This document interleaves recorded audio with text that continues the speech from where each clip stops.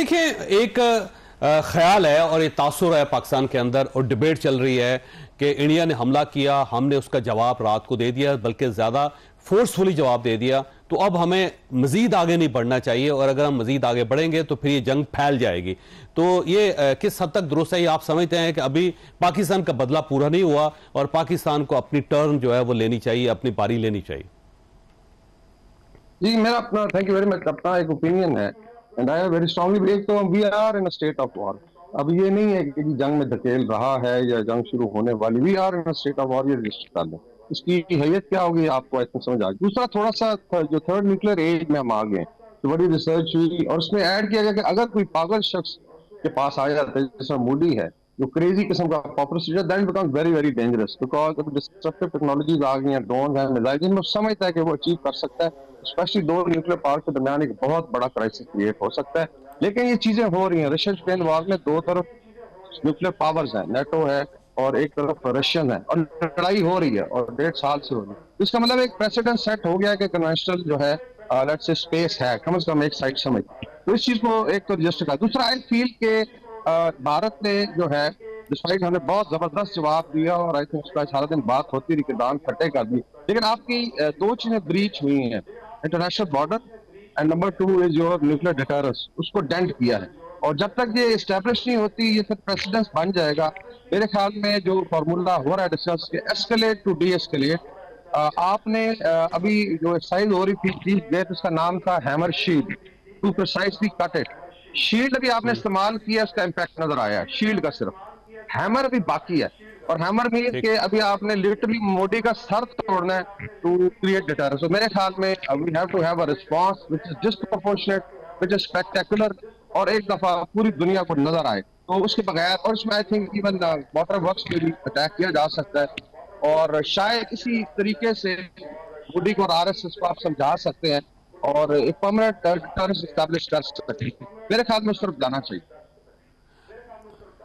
अच्छा वकार साहब, ये फरमाइएगा सर, ये कहा जा रहा है कि आज की रात इंपॉर्टेंट है या मैक्सिमम कल तक पाकिस्तान के पास टाइम है, क्योंकि अब इंटरनेशनल जो सालस हैं वो दरमियान में आ रहे हैं, मुल्क दरमियान में आ रहे हैं। जब वो इंडिया और पाकिस्तान दोनों को बिठा देगा तो फिर जाहिर है हम अपना बदला नहीं ले सकेंगे। तो बदला अगर हमने लेना है तो ये जो ग्रे टाइम है उसी के अंदर लेना है, क्योंकि आज की रात या कल की रात, उसके बाद जब इंटरनेशनल फोर्सेज आ जाएंगी तो फिर ये मुमकिन नहीं रहेगा पाकिस्तान के लिए।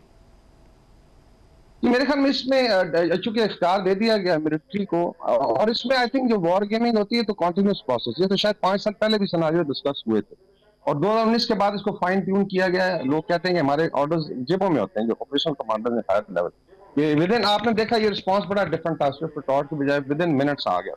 तो एक तो ये है कि इसमें कैलकुलेट करना है मिलिट्री, बिकॉज आपका एक रिस्पॉन्स है, एक काउंटर रिस्पॉन्स एक्सपेक्टेड है कि क्या इंडिया फौरन शुरू कर देगा और शूटिंग बहुत शुरू हो जाएगी। आपने सारे जो है फिर मूवमेंट ऑफ फोर्सेस देखनी है, तो थोड़ा सा आई थिंक उसमें let it the military decide. मैं हमेशा कहता हूँ कि ना तो ये फुटबॉल मैच है और ना ये लक्ष्य 2020 है कि जिन्होंने चौका लगा दिया तो आपने भी छक्का लगाना है। तो उसमें आई थिंक सारा कैलकुलेट किया जाएगा, but the thing is response must come. वो अगले लक्ष्य 6 घंटे में आता है, अगले 12 घंटे में आता है, 48 घंटे में आता है, 72 घंटे में आता है। अब बिकॉज आपने काफी चीजें में, भारत इस वक्त वीक है क्योंकि एयरफोर्स को एक बहुत बड़ा धचका लगा, उसका जो प्राइड था उसको खाक में मिलाया गया, मॉरली डिग्रेडेड है। आई हैव नॉट सीन, मैंने एलओसी पे रहा हूँ, जन तारिक मेरे उस्ताद ही हैं कि एलओसी पे मैंने नहीं देखा कि 6 पोस्टों से व्हाइट फ्लैग निकल आए। व्हाइट फ्लैग का मतलब है कि यार हमारी बस होगी, हमें अपने जख्मी उठाने दें। तो this the kind of demoralisation in the land forces. बाकी मैरीटाइम फ्रंट है, उस पर देखना है क्या होता है। मेरे ख्याल में this is the time you have moral ascendancy, technologically भी आपकी ऑलमोस्ट पैरिटी है और अल्लाह के फजल से पाकिस्तानी पायलट्स और बैटल हार्डन फौज है, ये कर गुजरे। और जो भी है टाइम फ्रेम उन्होंने सिलेक्ट किया हुआ है, the thing is we have to do it. जी ठीक हो गया। मैंने ब्रिज साहब आपके पास सवाल छोड़ के जा रहा हूं कि पाकिस्तान मैक्सिमम क्या कर सकता है, ये क्योंकि आप पूरी जिंदगी आपकी फौज में गुजरी है, आप इंडिया को भी अच्छी तरह अंडरस्टैंड करते हैं और पाकिस्तान फौज को भी, तो पाकिस्तान मैक्सिमम कहां तक जा सकता है? छोटी सी ब्रेक, और ब्रेक के बाद दोबारा जरूरत प्रोग्राम में दोबारा खुश आमदीद। जैसे ही फरमाइएगा पाकिस्तान मैक्सिमम क्या कर सकता है और मिनिमम क्या कर सकता है? देखिए, पाकिस्तान तो बहुत कुछ कर सकता है और हमने इंडिया से बदले भी चुकाने हैं। हमने उनसे ईस्ट पाकिस्तान का भी बदला लेना है और हमने कश्मीर का भी उनसे बदला लेना है, और कश्मीर ने पाकिस्तान बनना है और खालिस्तान ने भी इंडिया से अलहदा होना है। तो हम ये वॉर गेमिंग में इस चीज़ें करते रहे अपनी सर्विस का उदाहरण। देखिए पाकिस्तान जो है वो इंडिया के जो ब्रिजेस हैं, जो लाइन ऑफ कम्युनिकेशन गुरदासपुर से और माधोपुर से, कठुआ सांबा से आगे अखनूर से होती हुई श्रीनगर वैली में मिलती है, उस पर अगर हम एक ब्रिज भी उड़ा दें तो कश्मीर की 90% जो है कम्युनिकेशन, लॉजिस्टिक, सपोर्ट इसी रूट से जा रही है, और कोई रूट है ही नहीं। जो लेह मनाली का रूट है वो सारा साल खुला भी नहीं रहता, और वहां से 5-10% रूट पे जाती है, तो आप कश्मीर को किसी वक्त भी काट सकते हैं। ठीक है, आप अपनी एयरफोर्स से भी काट सकते हैं, और अपनी एयरफोर्स के साथ अगर आप ग्राउंड ऑफेंसिव लॉन्च करें तो सियालकोट सेक्टर में ऐसी जगह हैं जहां से 15 से 20 किलोमीटर के फासले से लाइन ऑफ कंट्रोल गुजर रही है। तो छम की बात कर रहे हैं आप? छम की भी कर रहा हूं, और यहां से जो नारोवाल सेक्टर से भी बात कर रहा हूं, सीधे आप जाके उसमें माधोपुर पे जा सकते हैं वहां से। तो अगर आपने एक भी ब्रिज उसमें उड़ा दिया और यहां से ग्राउंड ऑफेंसिव लॉन्च करके उसको लिंकअप कर लिया तो कश्मीर हमेशा हमेशा के लिए इंडिया से कट जाएगा। दूसरा उसमें जो है रावी ब्यास कॉरिडोर में, जैसे हम बात करते हैं कॉरिडोर्स के हिसाब से, तो उसमें देखिए सिख तो उनके साथ है ही नहीं अमृतसर में, और सिख अगर साथ आपके मिल गए तो खालिस्तान और कश्मीर को तो आपने एक हल्ले में आजाद करवा लिया। और तामिल उनसे खुद ही अलहदा होना चाहते हैं, 7 ईस्टर्न स्टेट अलहदा होना चाहती हैं, तो इसलिए पाकिस्तान के पास मौका तो बड़ा ही है।